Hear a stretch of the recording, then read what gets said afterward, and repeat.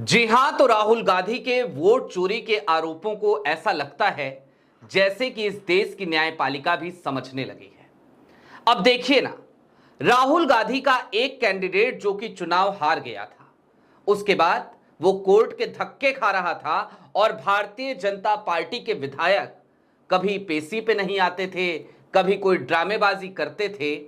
आज की तारीख में उनकी एक याचिका खारिज हो गई और एक हाई कोर्ट ने यह फरमान सुना दिया कि हम राहुल गांधी के प्रत्याशी की याचिका को स्वीकार करते हैं और साथ ही साथ वोटों की दोबारा गिनती भी होगी। और सबसे बड़ी बात कि उस सीट पर राहुल का प्रत्याशी सिर्फ 32 वोटों से चुनाव हारा था। नमस्कार, मैं स्वप्निल और आप मुद्दा देख रहे हैं।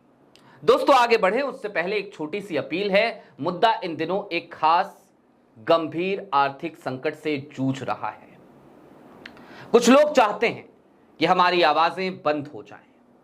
एक तरफ हमारे मेन बैंक अकाउंट बीते कई महीनों से फ्रीज चल रहे हैं, तो दूसरी तरफ आलम ये कि हमारे 2.5 साल पुराने चैनल को भी मल्टीपल रिपोर्टिंग करके परमानेंटली डिलीट करा दिया गया।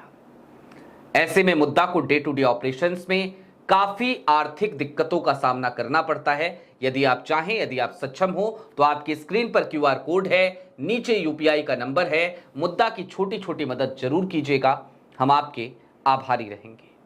अब आगे बढ़ते हैं दोस्तों, और सिलसिलेवार तरीके से कुछ हेडलाइंस मैं आपको आज जरा दिखा देना चाहता हूं, फिर इस खबर का विश्लेषण करेंगे। सबसे पहले आपकी स्क्रीन पर एनबीटी नवभारत टाइम्स उसकी हेडलाइन है, और यह हेडलाइन बताती है कि उचाना चुनाव में वोटों की फिर से गिनती की अर्जी मंजूर। इसके अलावा दैनिक जागरण, अगर आज की तारीख में गोदी मीडिया अखबारों में सबसे प्रमुखता से किसी का नाम लिया जाता है तो वो जागरण है। लेकिन जागरण ने भी इस खबर को किस हेडलाइन के साथ छापा, उससे इस खबर की गंभीरता का अंदाजा लगा लीजिएगा। एमएलए देवेंद्र अत्री को हाईकोर्ट से नहीं मिली राहत, हरियाणा की उचाना सीट से विधानसभा चुनाव जीतने में धांधली के आरोप। और अब इस बात को इस तरीके से समझिए कि यह मामला कैसे इतना बड़ा हो गया। दरअसल हरियाणा चुनाव में, हरियाणा की एक विधानसभा है उचाना कला से देवेंद्र अत्री ये चुनाव जीत जाते हैं। और जब चुनाव जीतते हैं तो इनकी जीत का मार्जिन कितना होता है जानते हैं? 32 वोट्स। और जब 32 वोट्स से ये चुनाव जीतते हैं तो उसमें सबसे ज्यादा जो रहस्यमय चीज होती है, जिस पे शक की सुई जाती है, वो क्या है जरा वो समझिए। उचाना सीट पर कुल 1377 पोस्टल बैलेट थे, और इनमें से रिटर्निंग ऑफिसर ने 215 पोस्टल बैलेट्स को अमान्य घोषित कर दिया था। इसके बाद शेष बचे 1158 जो पोस्टल बैलेट थे, उसमें 636 वोट कांग्रेस के प्रत्याशी को यानी कि राहुल गांधी के प्रत्याशी को मिले थे। अब जो याचिका बृजेंद्र सिंह ने लगाई, जो कांग्रेस के दिग्गज नेता भी हैं, विधायक पद के इस बार प्रत्याशी थे उचाना से, उन्होंने जो याचिका लगाई, पहले निचली अदालत में गए वो और उन्होंने यही सारी शिकायतें करी, और उसके बाद वो हाईकोर्ट पहुंचे। और जो सबसे ज्यादा इसमें चौंकाने वाली बात है, जो सबसे ज्यादा ध्यान देने वाली बात है, जो तथ्य, उसको जरा समझिए। देवेंद्र अत्री जो 32 वोटों से जीतकर विधायक बने हैं, वो बार बार हर बार पेशी पर आने से बच रहे थे। हर बार नई तारीख बताते, कहते मैं इस तारीख को आ जाऊंगा, मैं व्यक्तिगत तौर पे इस तारीख को नहीं पेश हो पाऊंगा। आते कैसे भाई, कैसे आते? 32 वोटों से जीते हैं और 215 पोस्टल बैलेट वो अमान्य घोषित कर दिए गए हैं, तो आते कैसे? तो नहीं आए। अब उसके बाद जब बृजेंद्र सिंह पंजाब हरियाणा हाईकोर्ट पहुंचते हैं तो फिर मामला कुछ और हो जाता है। अब अभी आपने बीते दिनों सुना होगा, सुप्रीम कोर्ट में एक मामला आया था, एक सरपंच का चुनाव था और सरपंच के चुनाव में ईवीएम को सुप्रीम कोर्ट के प्रीमाइसेस में ले जाकर जब गिनती की गई तो पता चला कि जिस प्रत्याशी को उस वक्त पे हारा हुआ घोषित कर दिया गया था वो चुनाव जीत गया। कुछ वैसा ही मामला अब यहां हो गया है।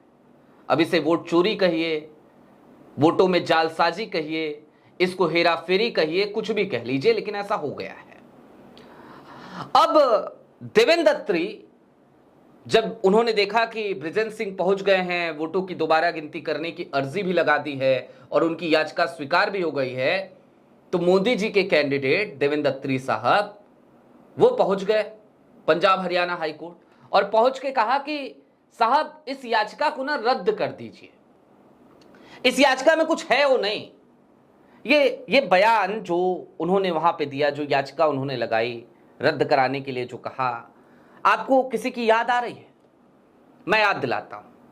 राहुल गांधी ने अभी हालिया दिनों में जब प्रेस कॉन्फ्रेंस करी या इससे पहले जब प्रेस कॉन्फ्रेंस हुई या एसआईआर पे जब हम लोगों ने सवाल उठाए तो इलेक्शन कमीशन क्या कहता था?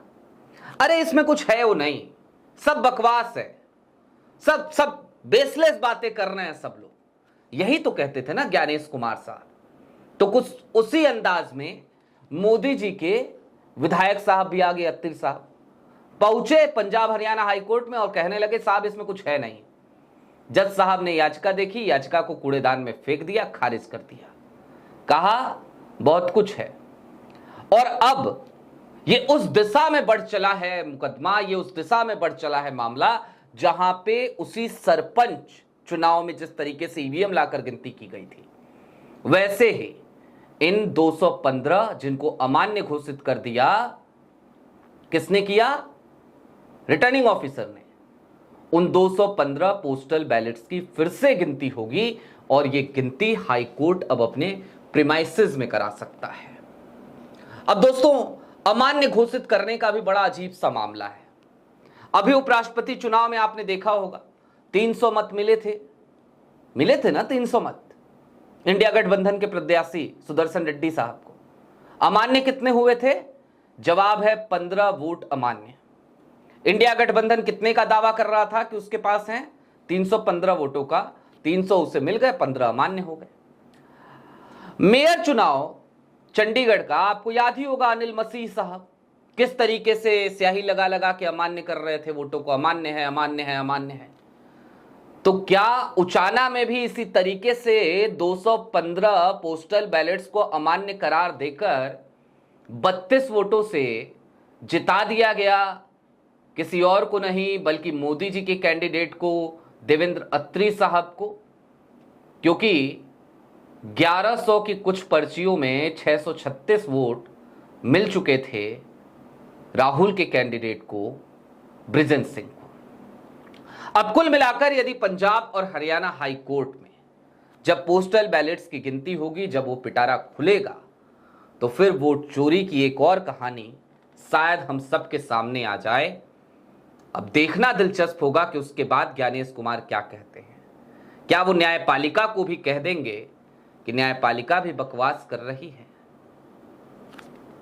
क्या जाने, राम जाने, क्योंकि सुप्रीम कोर्ट को तो वो बता ही चुके हैं कि हमारे कामों में हस्तक्षेप ना किया जाए। बहरहाल आपकी क्या राय है हमें कमेंट बॉक्स में जरूर बताइएगा। अभी के लिए दीजिए इजाजत, चलते चलते फिर वही अपील। दोस्तों, मुद्दा इन दिनों एक गंभीर आर्थिक संकट से जूझ रहा है। यदि आप सक्षम हो, यदि आप चाहें तो छोटी छोटी मदद मुद्दा की जरूर कीजिएगा। इसके लिए आप स्क्रीन पर दिख रहे QR कोड या फिर के नीचे दिख रहे UPI नंबर का इस्तेमाल कर सकते हैं। चैनल पे अगर नए हो तो सब्सक्राइब करते हुए जरूर जाइएगा। बहुत शुक्रिया।